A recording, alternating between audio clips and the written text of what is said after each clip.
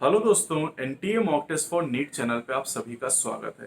पिछली वीडियो में मैंने आपको बताया था कि हम इस चैनल पर एनटीए के मॉक टेस्ट अपलोड करेंगे। तो अभी चूंकि चैनल पर लिमिटेशन ये है कि 10 मिनट से ज़्यादा की वीडियो हम अपलोड नहीं कर सकते, इसलिए जो एनटीए मॉक टेस्ट 1 हुआ था बायोलॉजी का बेटा, उसके हम कुछ इंपॉर्टेंट क्वेश्चन को अपलोड करें 10 मिनट की एक वीडियो में। तो इसमें आप उन क्वेश्चन को देखेंगे जो क्वेश्चन आपके एनसीईआरटी के बाहर से पूछे गए हैं। तो चलिए शुरुआत करते हैं। यहाँ पर कुछ क्वेश्चन आपको यहाँ पर बताएगा और ये क्वेश्चन बहुत ज्यादा इंपॉर्टेंट है और इनको अच्छे तरीके से आप रिवाइज कर लीजिएगा। जितने भी मॉक टेस्ट हो चुके हैं, 116 मॉक टेस्ट हैं, धीरे धीरे करके इनको हम अपलोड करते रहेंगे और नीट 2021 के लिए जो आपकी तैयारी हो बेहतर हो पाएगी अगर इन क्वेश्चन की प्रैक्टिस आप साथ साथ करते चलेंगे। तो चलिए शुरुआत करते हैं और अगर आप चैनल पर नए हैं तो चैनल को सब्सक्राइब करना बिल्कुल भी ना भूलें। तो चलिए देखते हैं। यहाँ पर पहला क्वेश्चन है, आपसे पूछा गया इनोमिनेट इज ए। बेटा इनोमिनेट टर्म यूज किया जाता है, इनोमिनेट नाम की वेन हमारी बॉडी में पाई जाती है और ये स्केलेटन का भी हिस्सा होता है। तो इनोमिनेट पार्ट ऑफ स्केलेटन है। चलिए बेटा सेकंड क्वेश्चन यहाँ पर आपसे पूछा गया कि क्लोरोफिल इज, क्लोरोफिल है। अब इसमें चार ऑप्शन दिए गए, soluble in organic solvent, soluble in water, soluble in both organic solvent and water and none of the above। तो बेटा क्लोरोफिल की अगर हम बात करते हैं तो क्लोरोफिल मॉलिक्यूल ऑर्गेनिक सॉल्वेंट जैसे बेंजीन की बात करें उसमें सॉल्युबल होता है, उसमें आसानी से घुल जाता है। तो ये फैक्ट है जो आपको याद करना है कि क्लोरोफिल वाटर में सॉल्युबल नहीं है, ये ऑर्गेनिक सॉल्वेंट में सॉल्युबल है। चलिए बेटा अगला क्वेश्चन आपसे पूछा गया हीमोसील इज फाउंड इन। अब बेटा इस क्वेश्चन को करने के लिए आपको कॉन्सेप्ट पता होना चाहिए। हीमोसील बेटा पाया जाता है आर्थ्रोपोडा और मोलस्का में। तो जो ऑप्शन आपको दिए गए उन ऑप्शन को आप चेक करिए। पहले ऑप्शन में हाइड्रा और ऑरेलिया दिए गए जो कि सिलेंट्रेटा का मेंबर, तो ये आंसर नहीं हो सकता है। दूसरे ऑप्शन में टीनिया और एस्केरिस आपको दिए गए। बेटा टीनिया और एस्केरिस की बात करें तो टीनिया प्लेटीहेल्मिन्थ का मेंबर है, एस्केरिस एस्केल्मिन्थ का मेंबर, तो ये भी ऑप्शन नहीं होगा। कॉकरोच और स्कॉर्पियन ये आर्थ्रोपोडा के मेंबर हैं, तो यही आंसर होगा। बेलनोग्लॉसस और हर्डमानिया की बेटा बात करें तो बेलनोग्लॉसस हेमिकॉर्डेटा का मेंबर है और हर्डमानिया की अगर हम बात करते हैं तो ट्यूनिकेटा का मेंबर है, तो ये भी आंसर नहीं होगा। तो कॉन्सेप्ट यहाँ पर बेटा ये है कि हीमोसील आर्थ्रोपोडा और मोलस्का के मेंबर में पाया जाता है, तो वही आंसर आप करेंगे यहाँ पर। क्लियर? चलिए आगे बढ़ते हैं। चलिए बेटा अगला क्वेश्चन यहाँ पर है differentiation of suit is controlled by. Suit का जो डिफ्रेंसिएशन है बेटा, अगर हम सूट की बात करें तो सूट का डिफ्रेंसिएशन साइटोकाइनिन कराता है और रूट का इनिशिएशन ऑक्सिन कराता है। तो अगर क्वेश्चन में आपसे पूछा गया सूट के डिफ्रेंसिएशन के बारे में तो high cytokinin to auxin ratio आपको रखना पड़ेगा।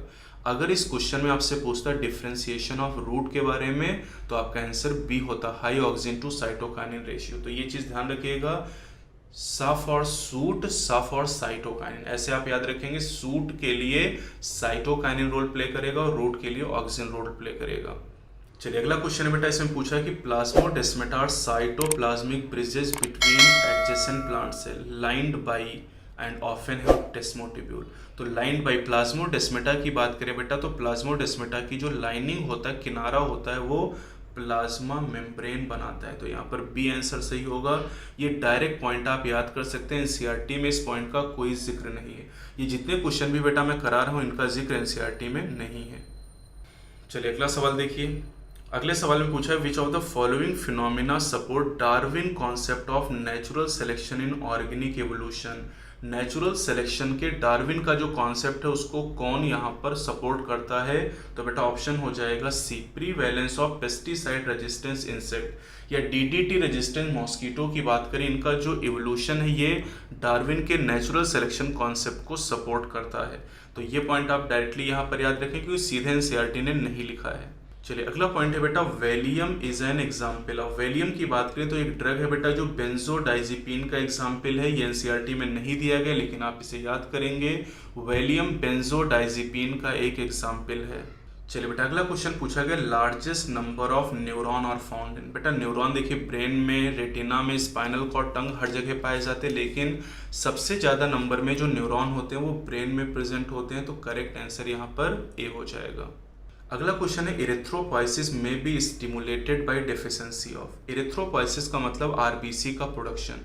तो आरबीसी का प्रोडक्शन कब बढ़ेगा, ये बहुत ही कॉन्सेप्चुअल क्वेश्चन है, अल्टीट्यूड सिकनेस से रिलेटेड है। बेटा जब आप ऊंचाई पर जाएंगे 3500 मीटर से ज़्यादा की ऊंचाई पर, तो बॉडी में ऑक्सीजन की कमी होगी, और जब ऑक्सीजन की कमी होगी तो उस कमी को पूरा करने के लिए, टिश्यू तक ऑक्सीजन को पहुंचाने के लिए आरबीसी का प्रोडक्शन रेट बढ़ जाएगा, क्योंकि आप जानते हैं कि ऑक्सीजन का 97% ट्रांसपोर्ट आरबीसी के द्वारा ही किया जाता है। तो ऑक्सीजन की डेफिशिएंसी होने पर इरिथ्रोपोइसिस स्टिमुलेट हो जाएगी। बहुत ही बेहतरीन सवाल है, अच्छे से आप याद रखिएगा। चलिए बेटा अगला सवाल है, the net pressure gradient that causes the fluid to filter out from the glomerulus to the capsule.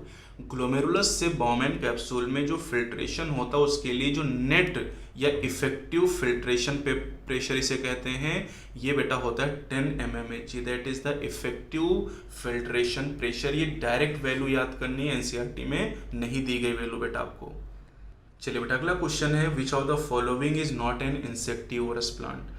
अब यहाँ पर जो 4 ऑप्शन आपको दिए गए बेटा, उसमें ड्रोसेरा इंसेक्टिवोरस है, नेपेंथिस इंसेक्टिवोरस है, यूट्रिकुलेरिया इंसेक्टिवोरस है। ड्रोसेरा को कॉमनली सनड्यू कहते हैं, नेपेंथिस को पिचर प्लांट कहते हैं, यूट्रिकुलेरिया को ब्लैडर वर्ट कहते हैं। जो मोनोट्रोपा है बेटा, ये इंसेक्टिवोरस प्लांट का एग्जाम्पल नहीं है, और अगर आपने इंस्पेक्शन में पढ़ा होगा, वर्कबुक आपने पढ़ी होगी, तो वहाँ पर जरूर आपको मोनोट्रोपा और नियोशिया बताए गए हैं, जो कि इंसेक्टिवोरस प्लांट नहीं है। अगला क्वेश्चन है, if Cowper gland are removed it will affect. बेटा काउपर ग्लैंड मेल में पाई जाती हैं, रिप्रोडक्टिव सिस्टम का हिस्सा है, एनसीईआरटी में इनका जिक्र नहीं है, लेकिन जो काउपर ग्लैंड का सिक्रीशन होता है वो स्पर्म के लिए जरूरी होता है। तो अगर काउपर ग्लैंड को रिमूव कर दिया जाएगा तो ये स्पर्म को अफेक्ट करेगा, उनकी मोटिलिटी को अफेक्ट करेगा। अगला क्वेश्चन बहुत आसान है, क्लोरोप्लास्ट ऑफ क्लेमाइडोमोनास। एनसीईआरटी में तो नहीं दिया गया, लेकिन अगर आपने इंस्पेक्शन पढ़ी होगी, बायोनीट किससे क्वेश्चन लगाए होंगे, तो आपको जरूर पता चल जाएगा कि कब शेप के क्लोरोप्लास्ट क्लेमाइडोमोनास में प्रेजेंट होते हैं। चलिए बेटा अगला सवाल है, Soma clonal variation appear in plant. Soma clonal variation का मतलब क्या बेटा, देखिए सेक्सुअल रिप्रोडक्शन में वेरिएशन अपीयर होती हैं, एसेक्सुअल रिप्रोडक्शन में क्लोन बनते हैं, लेकिन टिश्यू कल्चर टेक्निक जो कि एसेक्सुअल रिप्रोडक्शन या वेजिटेटिव प्रोपेगेशन का ही तरीका है। टिश्यू कल्चर टेक्निक में सारे प्लांट एक जैसे बनते हैं, लेकिन कभी कभी कुछ प्लांट अलग तरीके के दिखाई देते हैं, उन्हें सोमा क्लोनल वेरिएंट कहा जाता है, और इस फिनोमिना को सोमा क्लोनल वेरिएशन कहा जाता है। तो सोमा क्लोनल वेरिएशन प्लांट में अपीयर होती है जब प्लांट को टिश्यू कल्चर के थ्रू ग्रो कराया जाता है। अगला क्वेश्चन है, in lichen sexual reproduction belong to. बेटा आप सभी लोग जानते होंगे कि लाइकेन जो होता है वो एल्गी और फंजाई का एसोसिएशन होता है। अब लाइकेन में जो सेक्सुअल रिप्रोडक्शन है वो केवल फंगल पार्टनर के द्वारा किया जाता है, उसमें एल्गल पार्टनर का कोई रोल नहीं होता है। अगला क्वेश्चन है बेटा यहाँ पर, a new crop that is the source of high performance lubricant. तो इसको आपको याद करना है, हाई परफॉर्मेंस लुब्रिकेंट प्रोड्यूस करने वाली जो क्रॉप है, ये जो ए ऑप्शन आपको दिया गया है सिमोनडिशिया साइनेंसिस, आपको जो एग्जाम्पल दिया गया, ये बेटा लुब्रिकेंट इससे प्रोड्यूस किया जाता है। तो ये आप डायरेक्टली याद रखिएगा, कहीं इसका जिक्र एनसीईआरटी में नहीं है। और बेटा लास्ट क्वेश्चन यहाँ पर कि most diverse macromolecule found in cell both physically and chemically. तो सबसे ज़्यादा डाइवर्सिटी बेटा प्रोटीन में पाई जाती है, क्योंकि प्रोटीन में अगर अमीनो एसिड का सीक्वेंस आप चेंज कर देंगे तो नई तरह की प्रोटीन बन जाएगी। तो सबसे डाइवर्स मैक्रोमोलिक्यूल प्रोटीन है, और हमारी सेल के अंदर प्रोटीन आप जानते हैं कि 10 से 15%, अगर मैक्रोमोलिक्यूल में आप देखें तो 10 से 15% प्रोटीन प्रेजेंट होती है। कार्बोहाइड्रेट बेटा अगर देखें तो 3% होते हैं, न्यूक्लिक एसिड 5 से 7% और लिपिड 2% पाई जाती है। तो बच्चों मुझे उम्मीद है कि आपको ये एनटीए का मॉक टेस्ट बहुत अच्छा लगा होगा। अगर आपको अच्छा लगा हो तो लाइक और शेयर करना बिल्कुल भी ना भूलें, और अगर आप चैनल पे नए तो चैनल को सब्सक्राइब करें और बेल आइकन प्रेस करें, ताकि जब भी नई वीडियो मैं अपलोड करूं उसका नोटिफिकेशन आपको मिल जाए। आप अपनी तैयारी को अच्छी तरीके से करते रहें। Best of luck.